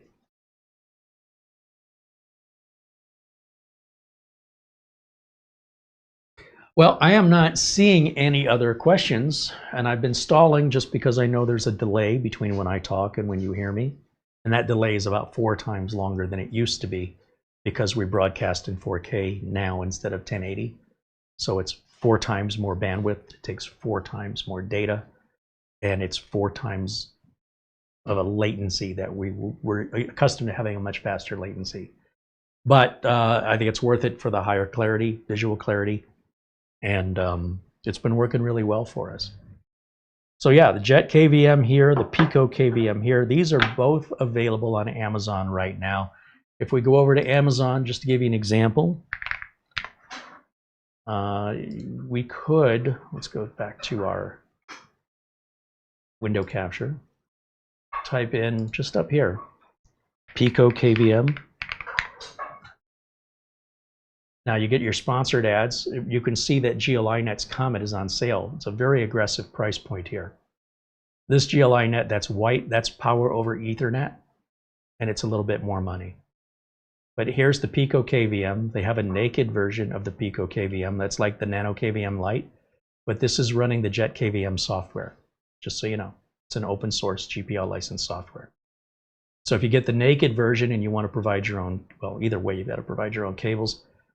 Neither one of these includes cables, but you also have to put your own operating system on here. There's no screen. It's only $38. I did order one of these over a month ago and I still haven't received it. It says I'm supposed to get it by next week, and when I get it, I'm going to review it. But right now, usually when I order these, I get them in 10 days, and there are multiple sellers. So you see how it says WaveShare? That's who I order from. But if we scroll down, you'll see that there's other sellers that charge delivery and have different delivery times. Here's one with a 10% coupon. And I've been buying from WaveShare. They're an authorized seller. And I just like the peace of mind in that. And they've been showing up within, or almost exactly on 10 days after I order it. And the same with the JetKVM. If we were looking for a JetKVM, just go to Amazon and type JetKVM. And you'll see they are back on Amazon. You get to get past those sponsored ads first. Wait a minute, where did it go?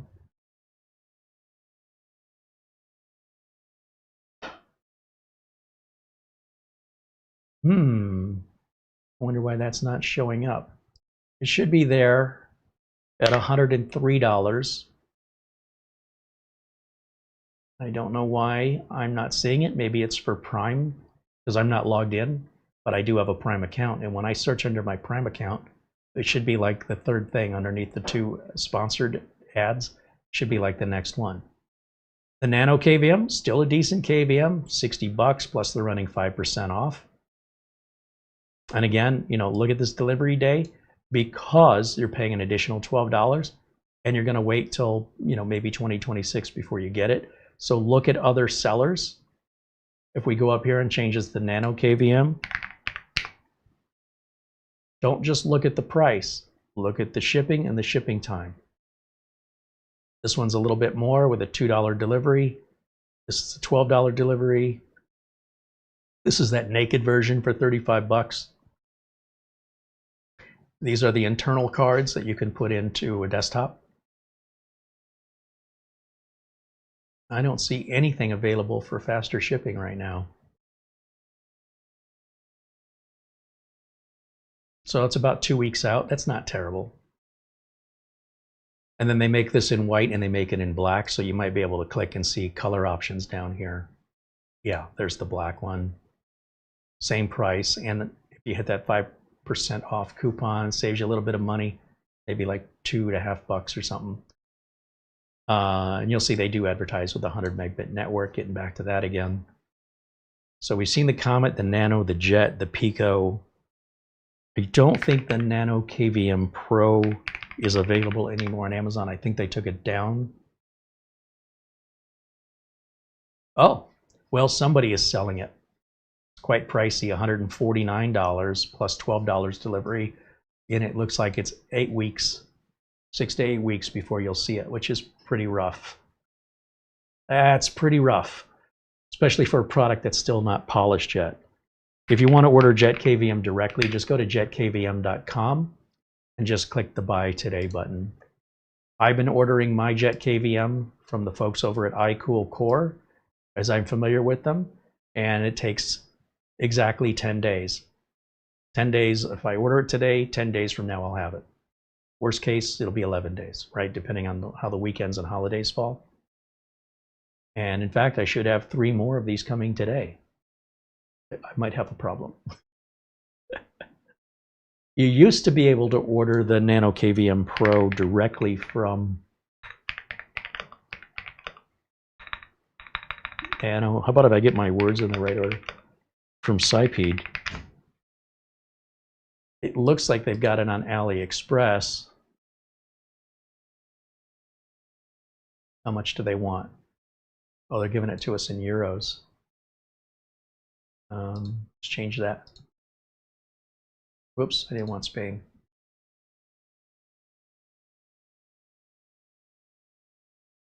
Ooh, oh, that price is really going up. That is happening because of the cost of RAM. That's why it's happening.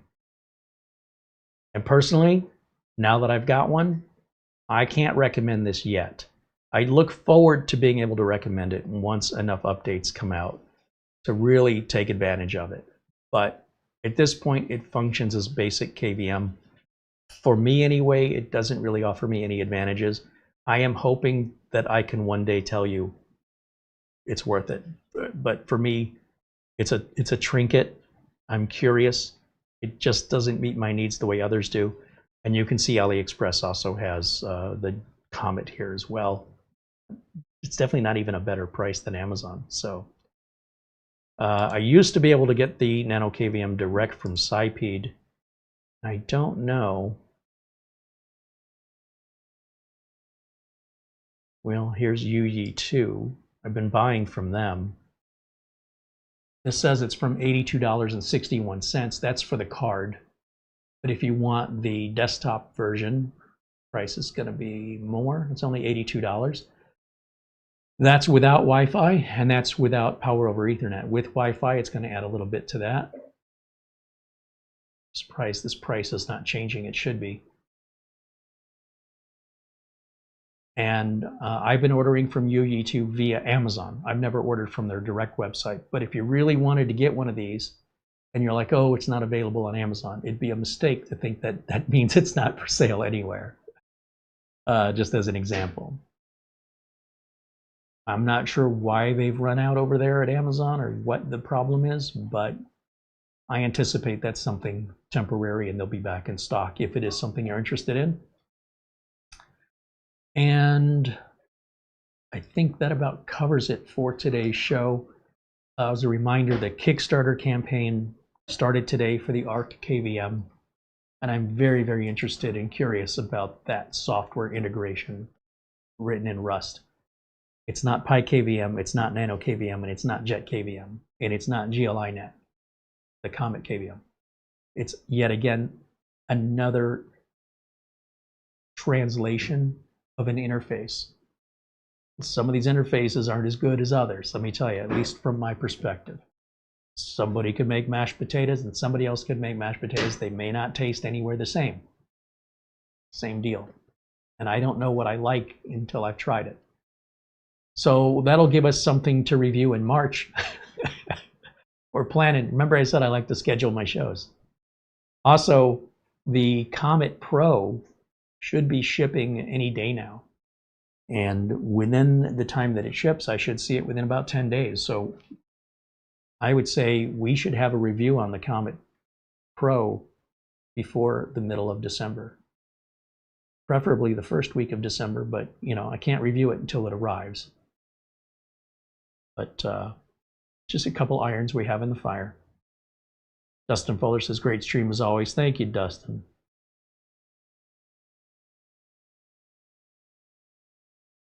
Barry Klein wants to know, does YouTube appear to you to prioritize 4K videos in what they feature over lower resolutions? Well, it's a little like talking about how TransUnion or Experian rate your credit score. Do they prioritize how many cards you have, what your debt to income ratio is versus how many inquiries you've had so close together within a time frame? Like, nobody knows, so that the system can't be manipulated. It's a proprietary algorithm that's always changing. So even if you could figure it out, you'll be wrong in a couple days because they're going to change it anyway. When somebody makes a video and says, hey, I figured out the YouTube algorithm, then they're basically telling that to YouTube. At least if that video gets any traction, then YouTube will unsurprisingly speed up the change that they were planning anyway in order to avoid being exploited. So the algorithm is never the same. It may be one way today and another way next week, and then it might stay that way for a month or not.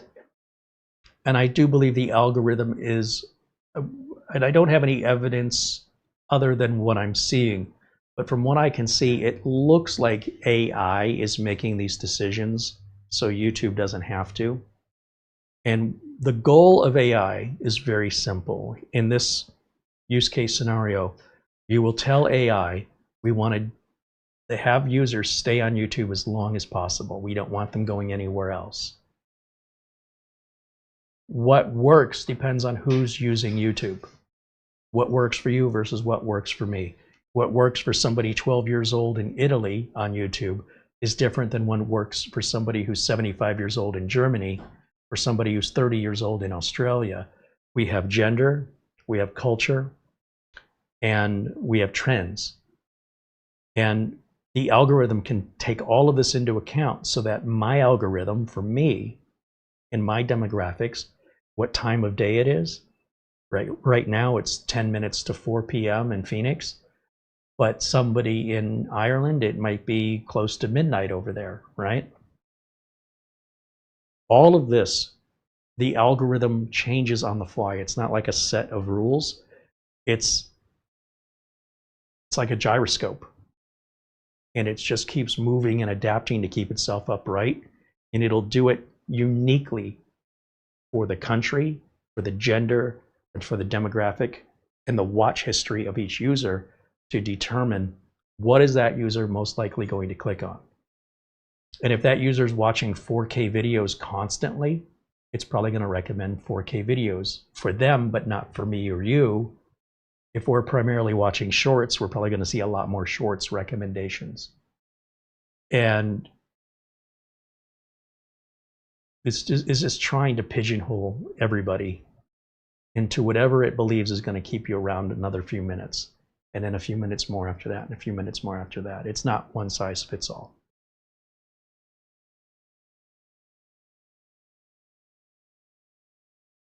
Jason says what you're saying is the algorithm is in and of itself an algorithm. Well,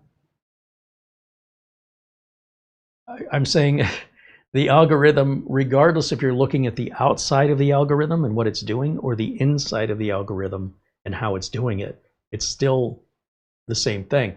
It's like you're talking about where the car can go, and I'm talking about the inside of the car, but it's still the same car.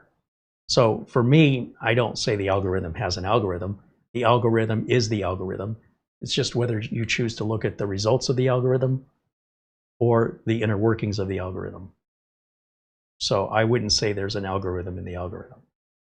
But I would say that there's an algorithm for each of us, not necessarily an algorithm that covers all of us. It's like saying the one constant thing that you can rely on is change. It's like saying you are unique just like everybody else is. You are different, the same as everyone else is different. Everybody's different. We all have that in common. It's kind of a contradiction in terms, right? You're saying, you know, well, what I just said, I think you get it. Always remember, you're unique, just like everyone else. All right, so in any event, I really do like the JetKVM. I do like it. I really do like the PicoKVM, primarily because it's cheaper, and there's something about doing something different.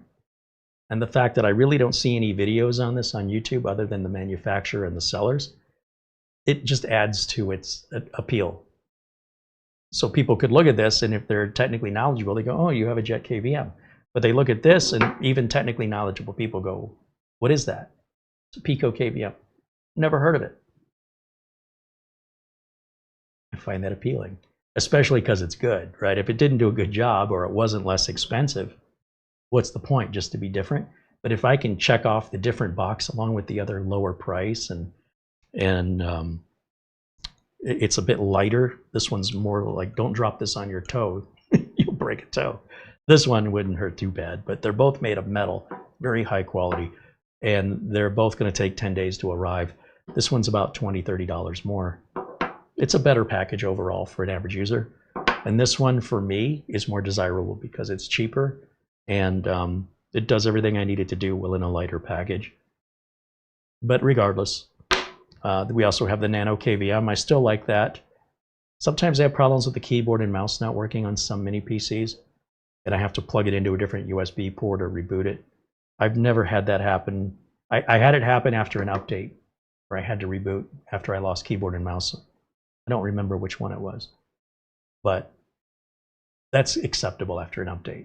But with a NanoKVM just randomly not working with some units, they still have a little bit more compatibility work to do, even on the non-pro version.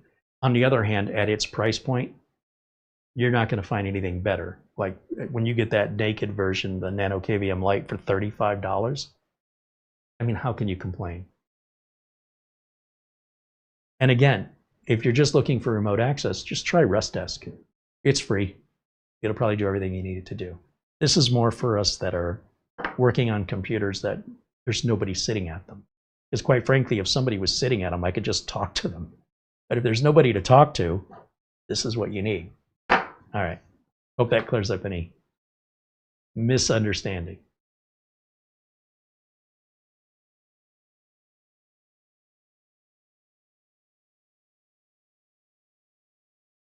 Magalo said the laptops we were looking at look pretty nice. Yeah, I mean, it's got to be more than looks, though. You know, I've met, just to give you an example, some people in my life that were drop dead beautiful on the outside, and yet the ugliest individuals on the inside, like their attitude and their entitlement and their ignorance just immediately changed the way I saw them. So if we want to look at something in a very shallow way, we could say, hey, that laptop looks nice. But if you're going to invest $3,000 into it, at least if I were going to do that, I would want to make sure that I'm going to have warranty and support that whole time, and that I have a plan when that warranty and support ends, that I'm either going to be replacing it or I'm going to roll the dice and hope for the best and cross that bridge and see how it works out. I won't have the mindset of buying a Dell or an HP or a Lenovo knowing that's always going to be an option to buy used parts and donor machines in the future. That's because they're just made in bulk.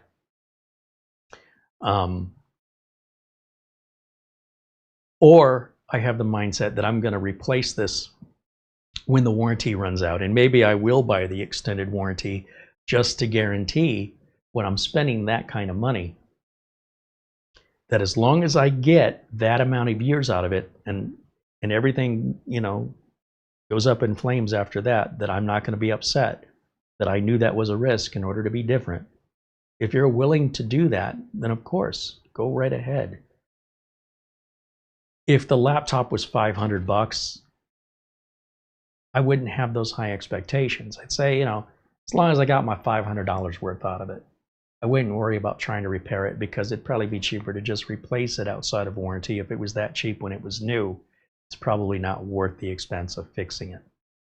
But when we're talking about a certain level of value, we're talking about a couple $1,000s.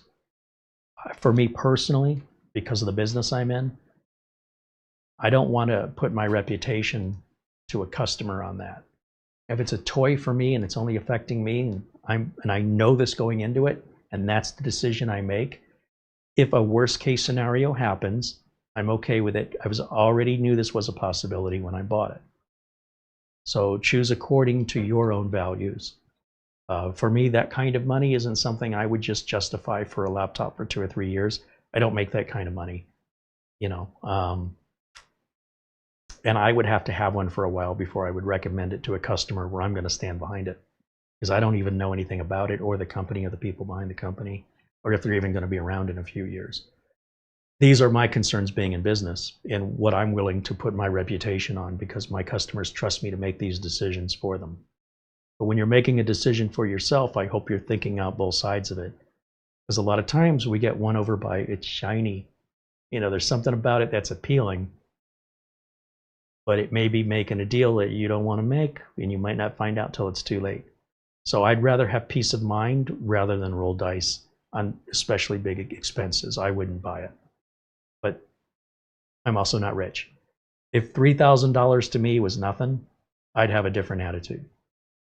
Or if I wasn't going to put my reputation behind it, if it was a toy, and I don't care if it breaks, I'll just buy another one. Like a Maserati owner, I'm just going to own it for 3 years, lease it, go get another one. I don't care. I don't care if it's reliable or not. It's not going to cost me anything. I pay the lease payment. I get a new one in 3 years, regardless of how good or bad the car has been. Who cares? I would love to one day be in that financial position. But I'm not. So that might explain why I'm so cautious about large expenses and looking for peace of mind. Even buying Windows and Office keys, I need to know. I'm not going to be wasting time chasing customer support, trying to get a key to activate. I'm going to be taken care of. And if there is a problem, they will take care of me. And likely, because they're going to stand behind it, we're less likely going to have a problem. Does that make sense? So I can get on with life and do the next thing. So that's what's going on with regards to purchasing decisions. And it has to do with, you know, how much money are we spending? What sort of reassurances do we get? Mark Gain says, Kerry, D7X Tech got back to me. I've been sending him files to check. Oh, I appreciate the update. I wonder, Mark, so Mark says when he runs the Windows 11 optimizer, it's telling him his TPM is not on. And somebody left a comment in that video. I don't know if you saw the comment, Mark, where they said, something I completely forgot about, which is if you're not in UEFI mode, if you've got your computer in compatibility support mode, or in legacy mode, Windows still looks and loads the same. But what you can do, if you go, let's say we go to our, how am I going to do this? Go down to your start menu and type in, here, hold on a minute. Let me see if I can just capture my whole screen. Let's do it this way. Go down here and type MS info, and you see how system information comes up right here. Click on that, and right here it says BIOS mode. Tell me if that says UEFI, because if it doesn't, that explains everything. And I appreciate whoever it was that left that comment, because I completely forgot about this. Back over to OBS and turn that display capture off. All right, well, that's going to wrap it up for me for today. I want to thank you all for hanging out with me today. And yeah, if you end up ordering one of those ArkKVMs, love to compare notes with you. We'll see who gets theirs first and what we think of it. You still have options. JetKVM is available. PicoKVM is available for sale right now. Same with the NanoKVM, the NanoKVM Pro. And the CometKVM Pro, I think they're not taking orders for it now, but once they ship all the units, they owe all of their Kickstarters, then it should be available for retail sale. So probably January, that'll be available for sale at places like Amazon, where other GLI net products are sold. Same was with the Comet. That's how it rolled out, same exact way. And like I said, that should be shipping to me. If it hasn't already, then I think by the end of the month at the latest. So we should have a video review on that within the first 2 weeks of December. Keyword is should. Thank you to Mara for all the work she does behind the scenes and in the kitchen. Our channel administrator, she answers your emails. She does our descriptions under our videos, our thumbnails. You can tell when I do them versus when she does them. I'll leave it at that. She does a better job. And if you want to reach us, our email address right here on the screen, showcasecreate@gmail.com. And the link to the Kickstarter, if you want to get involved and snag one of those early bird pricings, the links are in the video description. If you missed the video and you want to leave some questions, you can send it to our email. You can send it via our forum at kerryholzman.boards.net, or just leave your question in the comment section. All right, that'll wrap it up for me for today. I want to thank everybody again for hanging out. Thanks to our friend Buster, who's always so supportive and kind with the Amazon gift card. Thank you to Mark Gaines for the £10 super chat contribution. Welcome into new members Joe Bush. And, oh, I thought there was somebody else. And Dustin Fuller for renewing your membership.